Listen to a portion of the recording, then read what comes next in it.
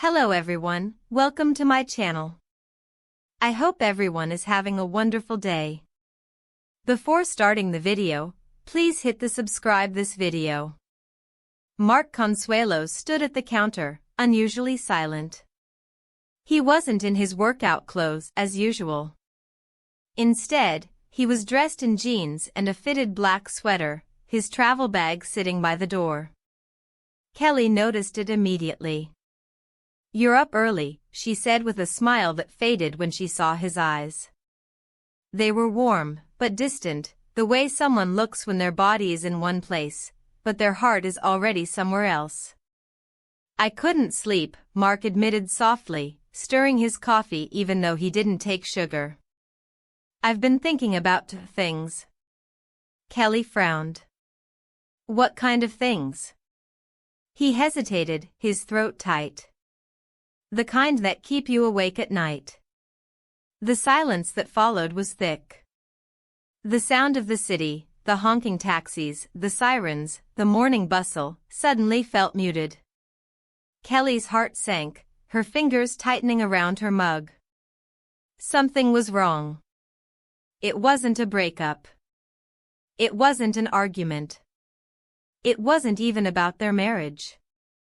Mark's news was something else entirely, something that would test every ounce of strength their family had.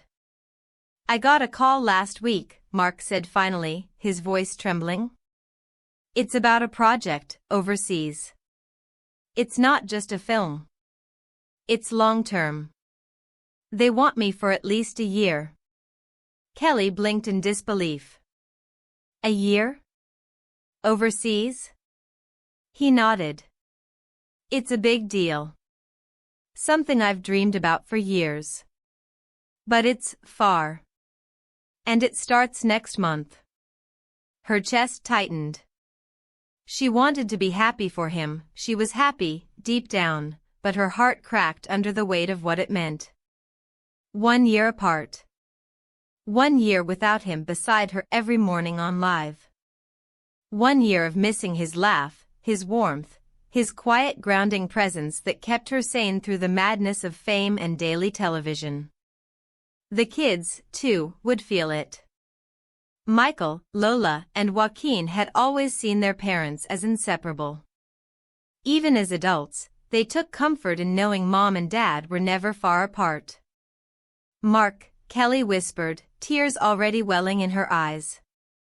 "A whole year?" He walked toward her, placing a hand gently on her cheek. "I don't want to go if it means hurting you. But it's a once-in-a-lifetime thing." Kelly looked into his eyes, the same eyes she'd fallen for all those years ago on All My Children. "You've given up so much for me," she whispered. "For the kids. For my career. I can't be the one who stops you from living your dream."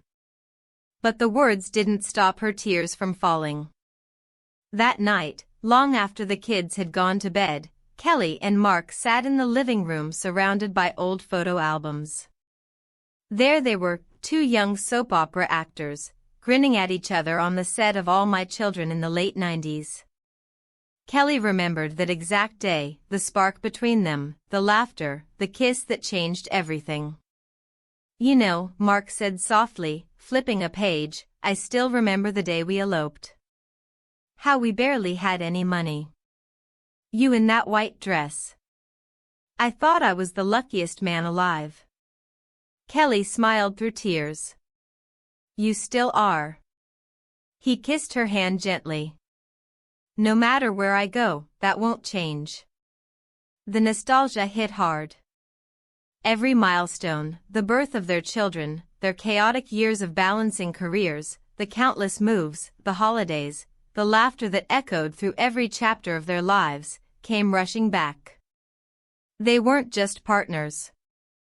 They were soulmates who had built an empire of love, laughter, and loyalty. The next morning, Kelly and Mark set their kids down.